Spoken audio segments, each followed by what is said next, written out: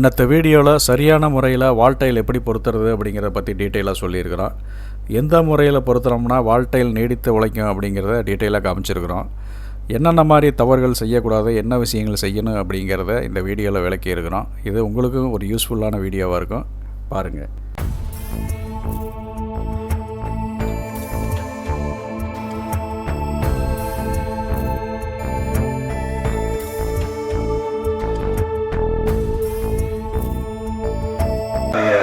இந்த மாதிரி கோடு கோடாக போட்டுங்க செவத்தில், அப்போ தான் கிரிப்பாக பிடிக்கும். கோடு போடாமல் ப்ளைனாக விட்டு ஓட்டினீங்கன்னா கண்டிப்பாக 100% பிடிக்காது. ஏர் பபிள்ஸ் வந்ததுன்னா இது அப்படியே டைல்ஸ் பிஞ்சிட்டு வந்துடும். டைல்ஸ் ஓட்டுறதுக்கு பார்த்தீங்கன்னா 2 முறையில் யூஸ் பண்ணலாம். ஒன்று பார்த்தீங்கன்னா சிமெண்ட்டு, மற்றது பார்த்தீங்கன்னா பாலிமர் ஆத்சிவ் அப்படின்னு. சிமெண்ட்டை பொறுத்தளவில் சின்ன சின்ன டைல்ஸ் ஓட்டுறதுனா நீங்கள் யூஸ் பண்ணலாம். பெரிய டைல் 2க்கு 4 இந்த மாதிரி சைஸ்கெல்லாம் ஓட்டும் போது நீங்கள் இந்த மாதிரி பாலிமருக்கு போடுறது நல்லது. கிரிப்பு நல்லாயிருக்கும், நல்லா தாங்கி பிடிக்கும். 2க்கு ரேட்டு டிஃப்ரெண்ட் அப்படின்னு பார்த்தீங்கன்னா பாலிமர் யூஸ் பண்ணும்போது உங்களுக்கு ரேட் அதிகம் தான். சிமெண்ட்டு பார்த்தீங்கன்னா 50 கிலோ மூட்டையே 340 ரூபா தான்.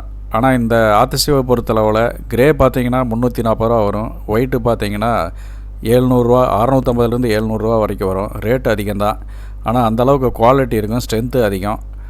நீங்கள் சிமெண்ட்டை கம்பேர் பண்ணும்போது குவாலிட்டியாக இருக்கணும் அப்படின்னா கண்டிப்பாக இந்த பாலிமர் ஆட்சி. டைல்ஸ் ஓட்டுறதுக்கு முன்னாடி முதல்ல நம்ம பண்ண வேண்டிய வேலை எது அப்படின்னு பார்த்தீங்கன்னா சோற்றை க்ளீன் பண்ணுறது.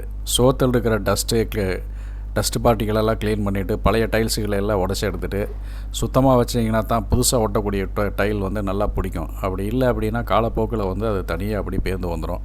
அதனால் டைல்ஸ் ஓட்டுறதுக்கு முன்னாடி சோற்றை க்ளீன் பண்ணுறது ரொம்ப முக்கியமான ஒரு விஷயம். டைல்ஸில் முக்கியமான விஷயம் என்னென்னு பார்த்தீங்கன்னா முதல் டைல்ஸை கரெக்டாக பொறுத்துறது தான். முதல் டைல்ஸ் மாறிடுச்சுன்னா எல்லா டைல்ஸுமே மாறிடும். அதனால் கரெக்டாக மட்டம் பார்த்து கரெக்டாக பொருத்தணும். அது கைதேர்ந்த மேஸ்திரியால் மட்டும்தான் அந்த வேலையை பண்ண முடியும். டைல்ஸ் ஓட்டுறதுல சவாலான விஷயம் என்ன அப்படின்னு பார்த்தீங்கன்னா கணக்கிடல். சரியான கணக்கிடல் இல்லை அப்படின்னா ஏகப்பட்ட டைல்ஸ் வேஸ்ட் ஆகும். முதல்லையே கரெக்டாக யோசித்து கரெக்டான முறையில் அளவெடுத்து வெட்டினோம்னா டைல்ஸு வேஸ்ட் ஆகிறத தவிர்க்கலாம். கலவையை பொறுத்தளவில் ரொம்ப தண்ணியாகவும் கலக்கக்கூடாது, ரொம்ப கெட்டியாகவும் கலக்கக்கூடாது, மீடியமான அளவில் இருக்கணும். அப்போ தான் ஒட்டுறதுக்கு நல்லாயிருக்கும். ரொம்ப தண்ணியை கலந்துட்டிங்கன்னா டைல்ஸ் பிடிக்காது, பிடிமானம் குறைவாக இருக்கும். கிரே ஆத்திசிவ் மற்றும் ஒயிட் ஆத்திசிவ் ரெண்டையும் பாதி மிக்ஸ் பண்ணிட்டோன்னா எக்கனாமிக்காகவும் இருக்கும். நிறையா மேஸ்திரிகள் என்ன பண்ணுறாங்க அப்படின்னா டைல்ஸில் மட்டும் பேஸ்ட்டை போட்டுட்டு சோட்டரில் பேஸ்ட்டு போடுறதில்ல, அது சரியாக பிடிக்காது. பல பேர் செய்யக்கூடிய தவறுகள் என்ன அப்படின்னா டைல்ஸில் மட்டும் பேஸ்ட்டு போடுறாங்க, சோட்டரில் பேஸ்ட்டு போடுறதில்ல. சோட்டர்லேயும் பேஸ்ட்டு போட்டிங்கன்னா அந்த கேப்பெல்லாம் நல்லா ஃபில் ஆகி டைல்ஸு நல்லா கிரிப்பாக பிடிக்கும். அதனால் நீங்கள் மேஸ்திரி வேலை வாங்கும் போதே சோத்துலேயும் பேஸ்ட்டு போட்டு டைல்ஸ்லேயும் பேஸ்ட்டு போட்டு ஒட்டுங்க அப்படின்னு சொன்னீங்கன்னா உங்கள் டைல்ஸ் நீடித்து உழைக்கும்.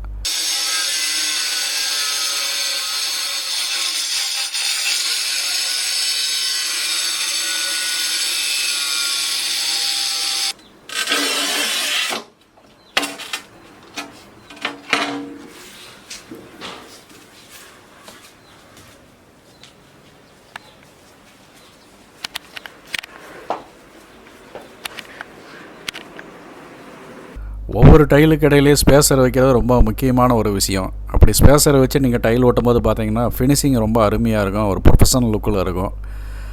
க்ரௌட்டிங் முடித்து பார்க்கும்போது பார்த்தீங்கன்னா ஒரு அழகான ஒரு தோற்றம் இருக்கும். ஒரு ப்ரொஃபஷனலான மேஸ்திரி எப்படி கண்டுபிடிக்கிறது அப்படின்னு பார்த்தீங்கன்னா அந்த விண்டோ கார்னர், விண்டோ எட்ஜஸ் எல்லாம் ரொம்ப ஷார்ப்பாக இருக்கும். எந்த கோணலும் இல்லாமல் ரொம்ப நீட்டாக ஒர்க் பண்ணியிருப்பாங்க. இதை வச்சே அவங்களுடைய திறமையை நம்ம முக்கியமான விஷயம் என்னென்னு பார்த்தீங்கன்னா இந்த டைல்ஸில் வரிகள் எல்லாம் ஈவனாக ஃபாலோ பண்ணுற மாதிரி ஒட்டணும். கைக்கு வந்த டைல்ஸ் எடுத்து கசாமசான்னு ஓட்டினோம்னா பார்க்குறதுக்கு நீட்டாக இருக்காது. அந்த லைனை ஃபாலோ பண்ணி என்ன டிசைன் வருதோ அந்த டிசைன் ஒரே மாதிரி இருக்கிற மாதிரி ஓட்டினீங்கன்னா ஃபினிஷிங் நல்லாயிருக்கும். விண்டோ பீடிங்கை பொறுத்தளவில் முக்கியமான விஷயம் டைல்ஸ் கலர்லேயே வாங்கினா கொஞ்சம் நல்லாயிருக்கும். ஆப்போசிட் கலரில் ஒட்டினீங்கன்னா அந்த டைல்ஸினுடைய அழகை கெடுத்து பார்க்குறக்கே ஒரு அப்பியரன்ஸு நல்லா இருக்காது. முடிஞ்ச அளவுக்கு என்ன டைல்ஸோ அதே கலரில் விண்டோ பீடிங் ஓட்டினீங்கன்னா ஒரு ப்ரொஃபஷனல் லுக் இருக்கும். சிலர் நிறைய செலவு பண்ணி டைல்ஸ் ஓட்டுவாங்க, ஆனால் அந்த விண்டோ பீடிங் போடாமல் விட்டுருவாங்க. பார்த்தீங்கன்னாலும் அந்த அழகுனையாக கெடுத்துரும், பார்த்தா ஒரு சாதாரண லுக்கில் இருக்கும். இந்த விண்டோ பீடிங்கிறது ஒரு சின்ன செலவு தான், அது கையோடு பண்ணிக்கலாம். கேப் ஃபில்லிங் பேஸ்ட்டு கண்டிப்பாக டைல்ஸ் கலர்லேயே தான் வாங்கணும். நீங்கள் கலரை மாற்றி வாங்கினீங்கன்னா அந்த டைல்ஸுடைய அழகையே கெடுத்துரும். நீங்கள் வாங்கும் போதே பார்த்து கரெக்டான கலரை சூஸ் பண்ணி வாங்குங்க. டைல்ஸும் சுவரும் சந்திக்கிற இடங்களில் பார்த்தீங்கன்னா பெரும்பாலும் பெரிய பெரிய கேப் இருக்கும். அந்த மாதிரி கேப்புகளில் டைல்ஸ் ஃபில்லிங் பேஸ்ட்டை போட்டு நல்லா அப்பிடுங்க. அப்படி இல்லை அப்படின்னா பூச்சி, புழுக்கள், தேல் மற்றும் பல்லிகளெல்லாம் தங்கி ரொம்ப டிஸ்டர்ப் கொடுக்கும், எறும்பு புற்றெல்லாம் கட்டுரும். அதனால் கேப் இல்லாமல் பார்த்துக்குங்க. டைல்ஸ் ஒர்க்கை பொறுத்தளவில் என்ன சார்ஜ் பண்ணுறாங்க அப்படின்னு பார்த்தீங்கன்னா ஸ்கொயர் ஃபீட் 20 ரூபா அந்த ரேஞ்சுக்கு சார்ஜ் பண்ணுறாங்க.